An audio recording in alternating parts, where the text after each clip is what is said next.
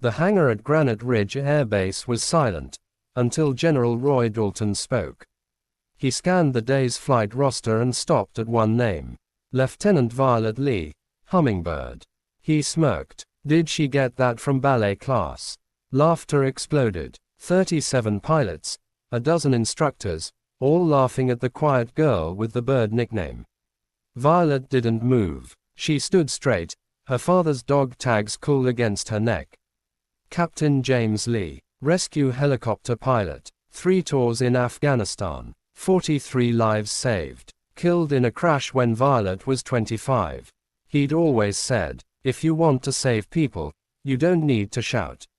Just fly steady. She'd carried those words, and his tags, ever since. Violet was 28 now, top of her class from the Air Force Academy. Brilliant, methodical, quiet, while others bragged, she wrote notes, analyzing every flight, every failure, every gust of wind that could kill a pilot. Her nickname, Hummingbird, wasn't meant as praise. It came from a thunderstorm simulation months ago. While others fought the crosswinds, Violet's micro-adjustments were so smooth, her instructor said. She moves like a hummingbird. Perfect control, tiny movements, total focus. The squadron turned it into a joke. But today, none of that mattered. Today was the spiral reaction course, a brutal simulator test that decided who would deploy for real combat. Only 12 pilots had ever completed it. The youngest, 34. Violet was 28. General Dalton, legendary, decorated, record holder of that very same course, watched from the control tower. Major Gabriel, Ox, Morris stood nearby, silent.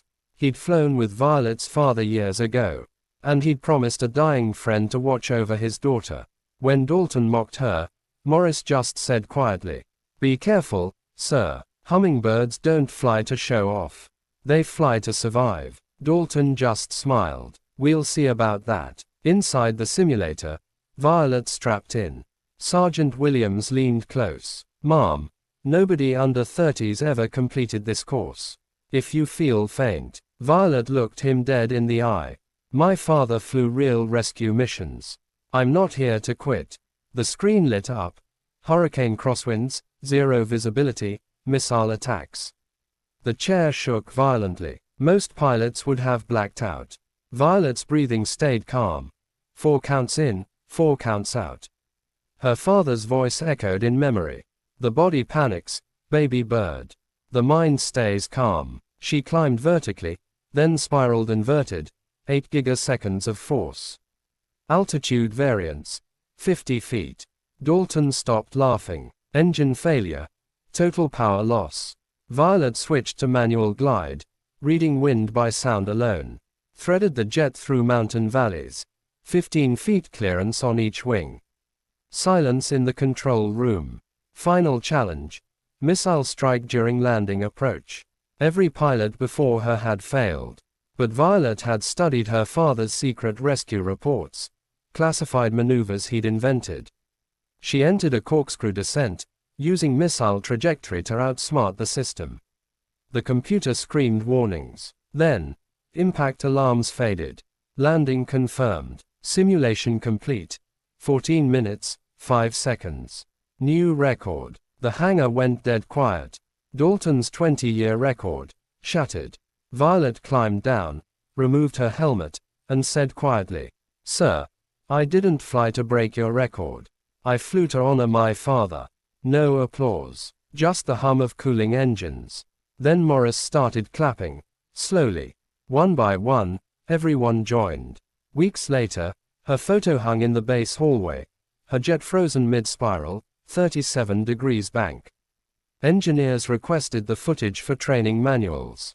When reporters came to find her, Violet was gone. No interviews, no statements. Just another day of training. Major Morris found her in the chapel, reading a worn Bible. He sat beside her. "Your father used to read that same one." He handed her a sealed file, classified, Captain James Lee. Inside, reports, medals, and a detail she never knew. Her father once held the same spiral course record. For 3 years. Violet whispered. So I followed his flight path after all. Morris smiled. No, Lieutenant. You finished it. Months later, she deployed to Al Udeid Air Base under her official call sign, Hummingbird. Now, when pilots heard the name, no one laughed. Because they knew, the smallest bird carried the heart of an eagle. And sometimes, the quietest flight leaves the loudest echo.